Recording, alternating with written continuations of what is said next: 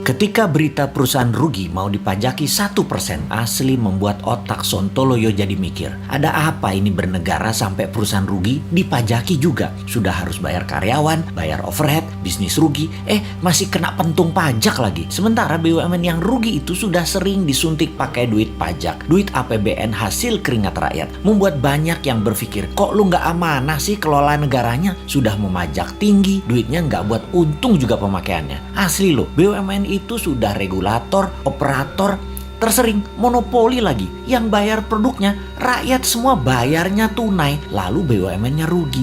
Lah geblek pol, asli geblek. Sebenarnya apa sih yang terjadi? Kita melihat harusnya kita tarik mundur ke 5 tahun terakhir. Kebijakan kelolaan ekonomi negara, baik positif untung atau rugi, ukurannya bukan kebijakan kemarin atau bulan lalu, bahkan tahun lalu. Harus melihat mundur agak jauh, hingga 5 tahun. Kalau perusahaan UKM misalnya bisa terlihat langsung sebuah kebijakan bulan lalu membuat perusahaan untung atau perusahaan rugi. Bisa langsung terlihat. Keadaan ekonomi negara saat ini kita melihat faktanya adalah uang kering. Faktanya adalah uang yang beredar hanya 44% dari PDB. Banyak orang menahan uangnya untuk tidak muter. Ini sudah kejadian lama. Melambat dan melambat. Ekonomi turun karena keringnya uang beredar. Kita bandingkan dengan negara lain. Jepang saat ini uang beredarnya 120% dari PDB. Tiongkok 250% dari PDB. Amerika 200% dari PDB. Gini deh, kita kasih info tambahan lagi. Di Tiongkok yang transaksinya pakai non tunai itu 2 kali PDB Tiongkok yang 13.000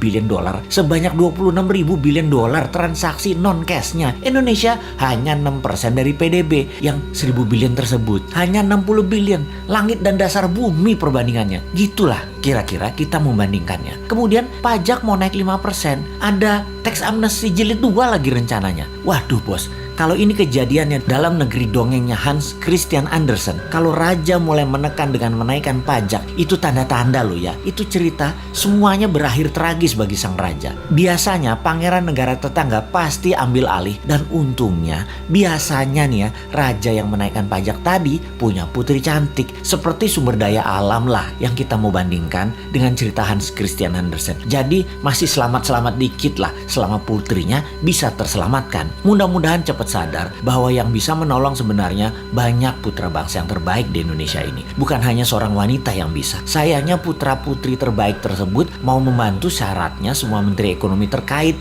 yaitu sekitar 8 departemen, ganti semua dengan timnya dan minta kedaulatan penuh. Kan gak mungkin. Yo wes, kita hanya bisa mengingatkan, gak dipakai gak apa-apa. Toh jabatan ada batasannya juga, kepinteran ada batasannya juga. Tapi bener deh bos, kalau kebodohan mah gak ada batasnya. Kembali ke pajak. Ini yang buat nyesek kebijakan keuangannya dengan menaikkan pajak tinggi dan menekan. Kalian itu wahai pejabat tidak ikut membuat kaya rakyat, malah majekin. Kebijakan pejabat harusnya membuat makmur rakyat. Begini ilustrasinya. Kalau rakyat dapat 100, dipajaki 10, oke lah. Lalu sekarang dipajaki mau 12% atau 15%. Sementara pendapatan turun hanya jadi 80. Ya teriaklah rakyat. Bener deh.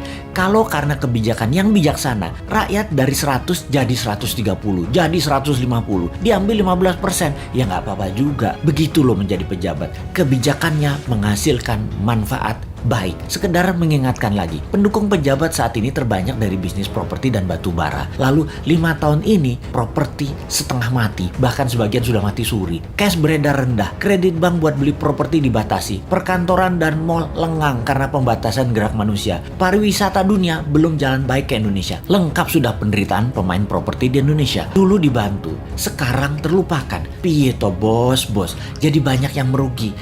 Kena pajak 1% lagi. Mampus dah. Wes 2024 gak usah dipilih semua calon-calon dari pejabat sekarang deh. Pasti sama lagi kebijakannya. Cari yang baru. Masa gak ada berlian di antara 270 juta penduduk Indonesia selain mereka sih?